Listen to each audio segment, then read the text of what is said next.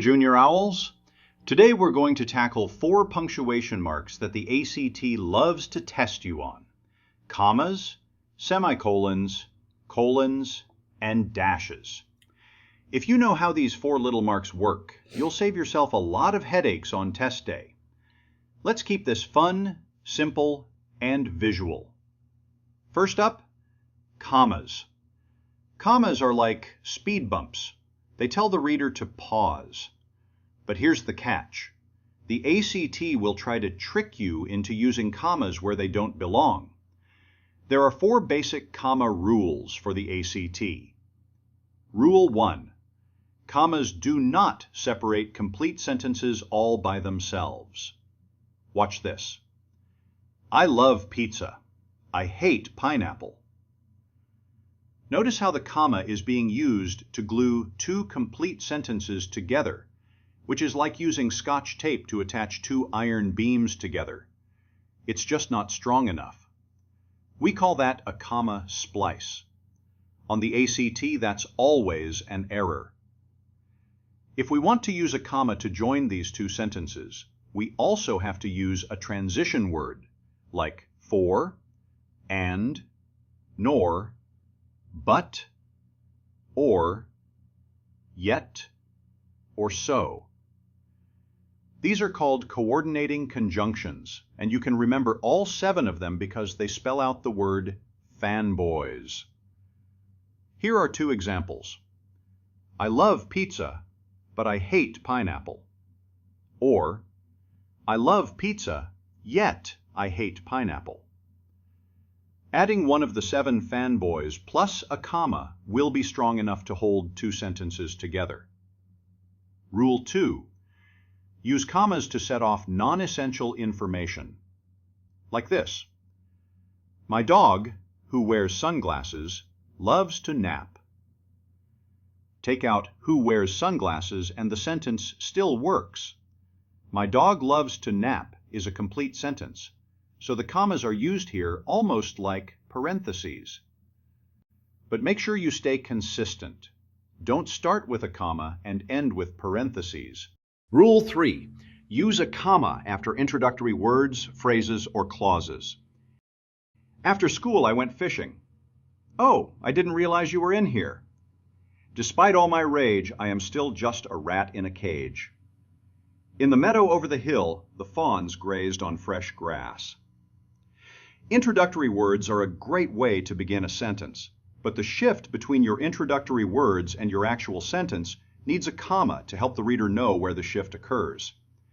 The ACT rule is that a comma is needed when the introductory text is longer than 4 words or contains 2 or more prepositional phrases. Here's an example. In the boat on the lake, a woman sat fishing for hours. Rule 4.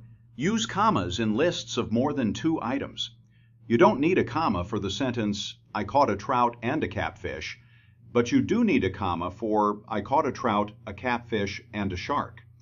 Notice the second comma before the conjunction and. That's called an Oxford comma. And there's some debate about whether Oxford commas are helpful or clunky. Newspaper editors would rather save space by writing, I ate a meal of salad, spaghetti, and bread. English teachers would rather have clarity by writing, I would like to thank my parents, SpongeBob, and Beyonce. Because without the Oxford comma, the reader might think you were saying your parents are SpongeBob and Beyonce. The ACT always prefers the Oxford comma, and since we no longer need to save space in our industrial printing press, we use it every time. Fun fact, a while ago we added this message to the halls of Olathe West. Can you spot the Oxford comma? But when it was originally installed by the district, they left out the Oxford comma, and the English teachers lost their dang minds. Mr. Novacek, a former English teacher himself, made sure it was fixed the next day. Finally, comma rule number 5. Use commas to separate multiple adjectives preceding a noun, such as the old yellow sweater, when the adjectives are interchangeable. Since yellow old sweater and old yellow sweater are interchangeable, they need a comma. When they are not interchangeable, such as cool autumn breeze, you do not use a comma, since you would never say autumn cool breeze. Now let's try some Edpuzzle questions.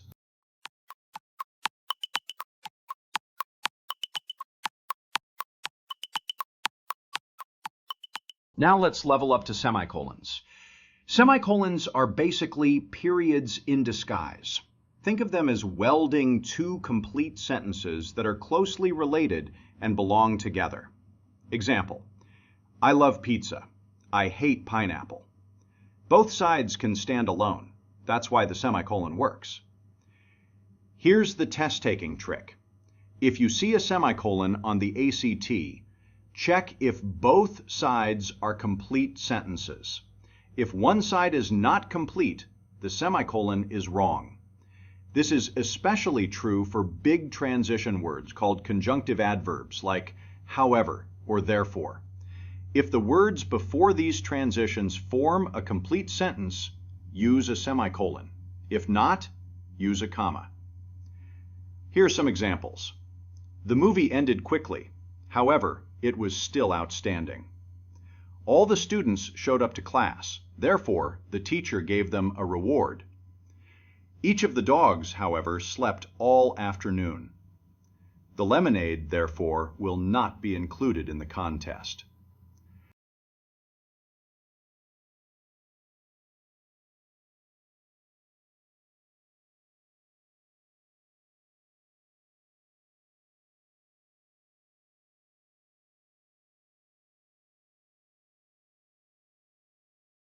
Many students learn semicolons can replace periods and then overuse them. So reserve these types of semicolons for sentences that are more powerful when pushed together for artistic effect.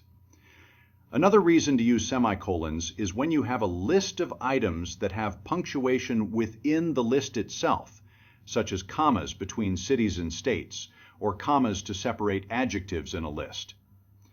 On my trip, I went to Springfield, Missouri, Rockland, Maine, and Cleveland, Ohio.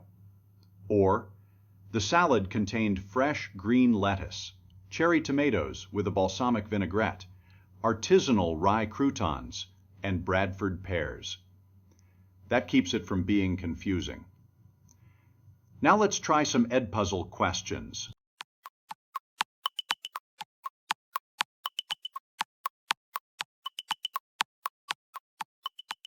Now, the colon. Not the body part. Big difference. Colons introduce something. They work like a drum roll.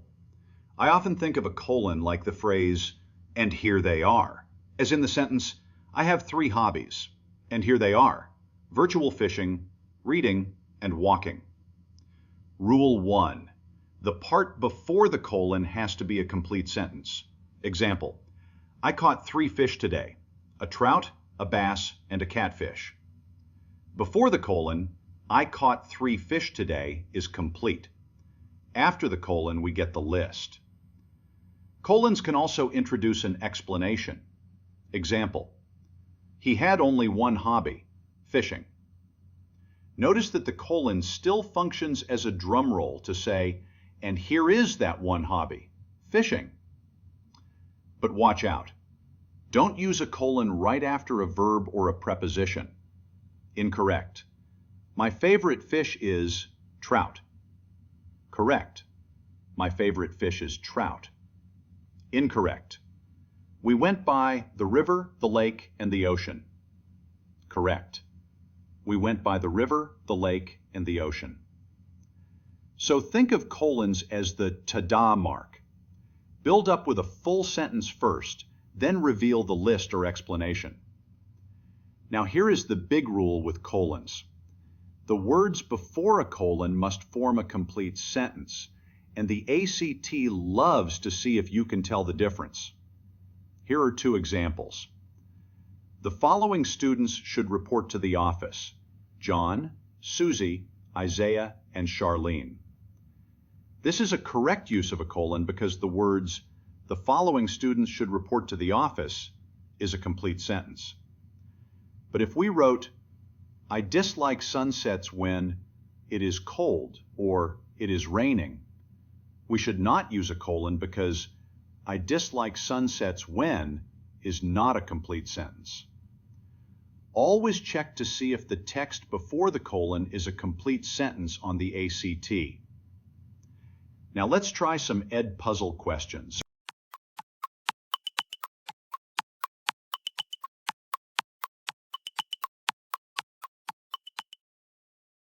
Next up, the dash. The dash is like punctuation's rebel cousin. It can do a lot of jobs. It can interrupt, it can add drama, it can replace other marks. On the ACT, dashes usually come in pairs, or they act like colons. Here's an example with a pair of dashes. My dog, who wears sunglasses, loves to nap. This is just like the comma example earlier, but with more punch. Here's an example with a single dash. I caught my biggest fish today, 30 pounds. Here the dash works just like a colon. One ACT trick: be consistent. If you open with a dash, close with a dash. Don't mix a dash with a comma. That's always wrong. Oh, and while we are at it, let's tackle the difference between a dash and a hyphen. A dash joins or interrupts phrases and clauses, while a hyphen joins words. Use a dash, which is typed by hitting the hyphen key twice, to separate or interrupt phrases and clauses. Use a hyphen in words like self-sufficient or mother-in-law. Okay, let's tie it all together with a little compare and contrast. Take this run-on sentence. I love pizza, I hate pineapple. Here are 4 options. First, let's try it with a period.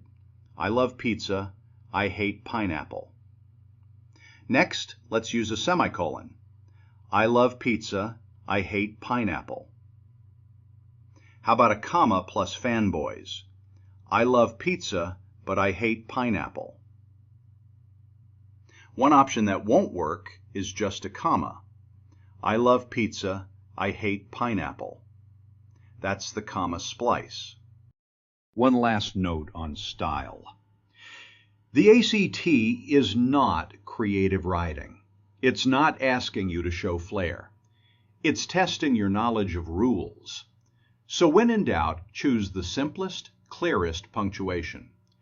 If an answer looks fancy but feels off, it probably is off. If you keep these 4 rules in mind, you'll crush punctuation on the ACT. So remember, commas are the speed bumps. Semicolons are periods in disguise. Colons are the drum rolls, and dashes are the rebels. Use them wisely, and the test will feel way easier. Have an amazing day, juniors.